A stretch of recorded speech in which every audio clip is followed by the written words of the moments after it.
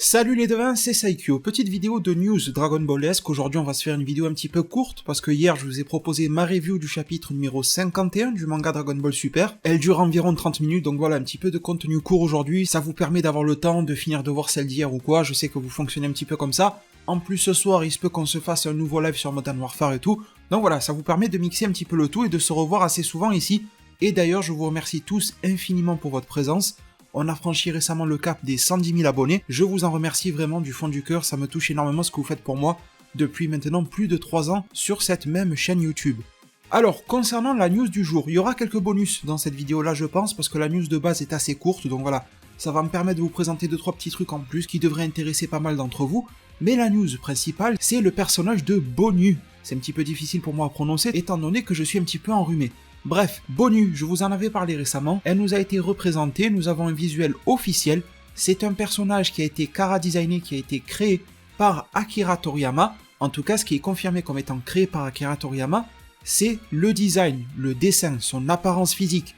Par contre, pour son histoire, on ne sait pas. Pourquoi est-ce qu'on ne sait pas? Parce que ce personnage-là va faire partie du jeu Dragon Ball Z Kakarot. Je vous ai présenté des minutes de gameplay sur ma chaîne, le trailer est aussi disponible sur ma chaîne, vous pouvez le voir directement ici. Et dans toutes les news que l'on a eues sur ce jeu, que je prends un plaisir fou à vous présenter, eh bien on a eu 2 news particulièrement. Une qui nous disait que ce jeu-là ajouterait des éléments de réponse à l'anime original Dragon Ball Z grâce à l'aide de Akira Toriyama.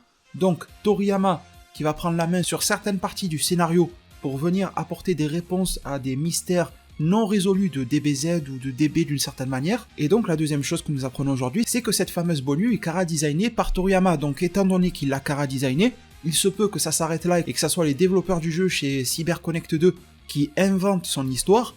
Mais malgré tout, il se pourrait qu'elle puisse d'une certaine manière, nous verrons une fois le jeu sorti, qu'elle puisse s'intégrer au canon de Dragon Ball Z ou Dragon Ball d'une certaine manière, c'est assez flou. Parce que ce que l'on sait sur elle, c'est que ce personnage-là de Bonu va apparaître dans le jeu DBZ Kakarot dans une sorte de sous-chapitre du jeu. Comme par hasard, ça correspond à ce qui nous avait été dit concernant l'implication de Toriyama. C'est bizarre, ça fait du lien. Mais aussi, ça vous le savez déjà, mais je vais vous le redire, c'est qu'on nous explique que Bonu est une ancienne membre du commando Ginyu. Vous le voyez à son habit, elle a le logo de l'escadron de Ginyu sur son plastron, et en plus, elle est de la même planète et de la même race que le personnage de Jis ou Jace ou Jisoo, je sais pas trop comment vous voulez le prononcer, du commando Ginyu, donc le gars qui avait la peau rouge, vous voyez qu'elle a la même teinte de peau, la même couleur de cheveux, elle fait partie de la même race. Pour le moment, nous ne savons pas si elle a un lien de famille, sœur, cousine ou autre, et peut-être qu'ils n'ont rien à voir, mis à part le fait qu'ils soient de la même race, de la même planète, tout simplement. Et il y a beaucoup de précisions sur elle, ce qui me fait penser que c'est très probable que Toriyama soit un petit peu aux commandes du scénario de ce personnage-là, parce que, apparemment, dans ce sous-chapitre, on va apprendre qu'elle aurait abandonné, que d'une certaine manière, elle aurait démissionné du commando Ginyu, parce qu'en fait, elle aimait pas faire les poses mythiques et légendaires du commando Ginyu. Donc ce personnage-là, on en découvrira plus au fil des news, on en découvrira plus une fois que le jeu DBZ Kakarot sera sorti.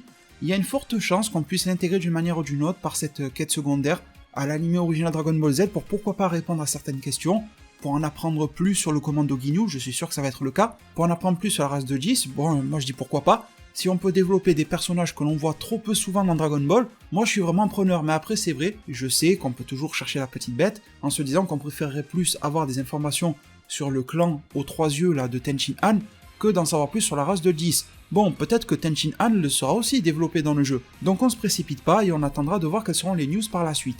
En parlant de news, il y en a d'autres sur d'autres sujets, liées à Dragon Ball bien évidemment. Les suivantes concernent toujours du Dragon Ball Z Kakarot parce que nous avons quelques nouvelles images par-ci par-là, je vais vous les présenter très rapidement, vraiment on va pas s'attarder.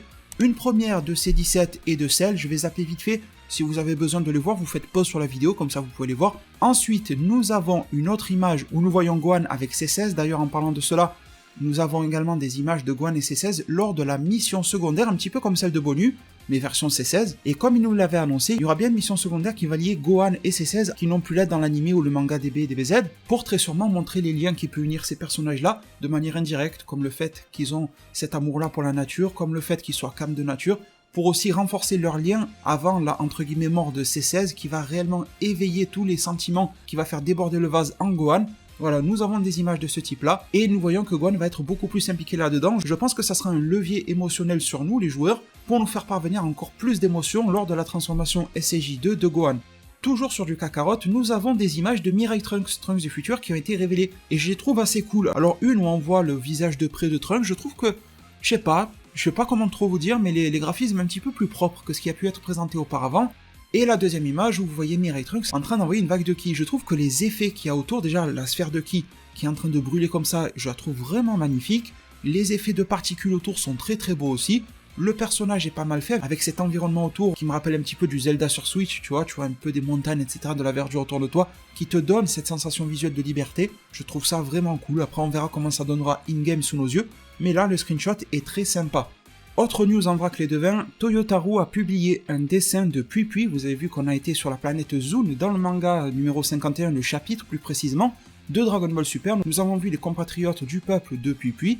Et bien là, nous avons un dessin de Pui-Pui par Toyotarou. Je trouve le dessin très propre, les petits effets sur son corps et tout ça, je le trouve très bien réalisé. Vous me direz en zone commentaire, peut-être un petit peu sa jambe tendue sur les proportions un petit peu bizarres, mais sinon sur le reste je le trouve plutôt bien dessiné, surtout le haut du corps qui rend très bien. Et quand l'on va sur la page Twitter de CypherDB, nous avons la traduction de cela. Il nous dit que Pui-Pui est un des personnages qui ont été soumis à Babidi, qui ont été contrôlés par lui, qui ont subi l'espèce de lavage de cerveau, etc. Toyotarou nous explique que c'est forcément un personnage qui a du mal en lui, parce que Babidi convertit avec le M de Majin là, uniquement les personnages qui ont du mauvais en eux. Mais Toyotarou relativise les choses parce qu'il nous dit que Babidi a réussi à remettre sous l'emprise du Majin Vegeta, alors que selon Toyotarou, Vegeta n'avait pas un énorme niveau de méchanceté, donc il se pourrait que ce fameux Pui-Pui ait de la méchanceté en lui, mais qu'il ne soit pas si méchant fondamentalement que ça. C'est ce qu'il nous explique ici, c'est cool de savoir ça. Après ça ne résout pas ce que Toriyama lui-même avait en tête concernant Pui-Pui. C'est vrai qu'à l'époque Pui-Pui avait l'air d'un bon vieux méchant à la con, mais il se pourrait qu'il ait le cœur moins impur que ce qu'on aurait pu croire. Enfin les devins, vraiment deux petites news à grignoter sur le côté. Sachez que pour les joueurs de Jump Force, il y en a encore parmi vous, et bien que les personnages de Majin Buu bon, Majin Buu gros, et de Katsuki Bakugo de My Hero Academia arrivent le 27 août en DLC, et qui sont déjà disponibles depuis le 23 août pour ceux qui ont le Season Pass, ou je sais plus comment on l'a appelé, la Character Pass, Pass Character, un truc comme ça. Bref, voilà, vous l'aurez. Et enfin, toujours dans le jeu vidéo, eh bien le jeu Super Dragon Ball Heroes World Mission, ça vous l'avez peut-être sur Switch ou PC et peut-être que vous y jouez encore, ils annoncent une 3e mise à jour gratuite. Donc écoutez, je sais que le jeu est en train de se dépeupler, mais le jeu est en train de devenir de plus en plus complet et de plus en plus proche de ce que la borne sur place au Japon serait capable de vous proposer. Et ce par le biais de mises à jour gratuites, donc je me suis dit que c'était cool de vous en parler. Une mise à jour qui va rajouter 15 cartes, et contrairement aux précédentes mises à jour qui se focalisaient un petit peu sur Broly et tout ça, là on va aller sur l'arc précédent, sur le tournoi du pouvoir. Vous allez avoir pas mal de cartes en plus, du Toppa Kaishin, de la Kefla, du Hit, du Vermouth, du Jiren, Full Power, tout ce que vous voulez. Il y en aura pour tous les goûts, avec des combats de boss en plus, là, le mode création de cartes qui va être étoffé, etc., etc. Du coup les devins, voilà, on a fait le tour de tout ce qu'il y avait à savoir aujourd'hui. Le cœur du spectacle c'était Bonu, vous me direz tout ce que vous en pensez. Je ne vous ai pas réellement donné mon avis sur son chara-design. Personnellement, j'aime bien. Ça me rappelle ce qu'est capable de faire Toriyama depuis les années 2000 en termes de chara-design. Il a beaucoup évolué. Ça me rappelle un peu les personnages qu'on peut trouver dans les Neko Majin par exemple. Je retrouve en tout cas la patte moderne d'Akira Toriyama. C'est vrai que celle de l'époque me manque, mais bon, elle a visiblement disparu. Et celle d'aujourd'hui n'est pas déplaisante non plus. On la retrouve dans du Dragon Quest et elle fait toujours bien le taf, etc. Et sur cette Bonu, ben ça marche bien. Je sais que beaucoup s'attendaient à une fille mince qui soit sexy comme une Majin 71, je sais pas quoi. Ben écoutez, le chara-design n'est pas soumis aux critères de la mode. Le chara-designer, donc Toriyama, fait un petit peu ce qu'il veut. S'il a trouvé que ça rendait mieux sur le personnage, qu'elle soit un petit peu rondelette et tout ça, et que ça permettait d'avoir un éventail de personnages dans Dragon Ball qui soit développé, c'est pas plus mal, moi ça me dérange pas. Je regarde pas Dragon Ball par rapport à mes goûts en matière de femmes, donc bon écoutez, moi ça ne me dérange pas du tout. Au contraire, ce chara-design me plaît bien. Vous me direz en zone commentaire tout ce que vous pensez de tout cela, en espérant que cette vidéo-là ait été utile pour vous. Merci infiniment pour tout votre soutien, le pouce bleu, la page Utip. Merci pour tout, prenez tous extrêmement bien soin de votre futur, et à plus pour de prochains arts divinatoires.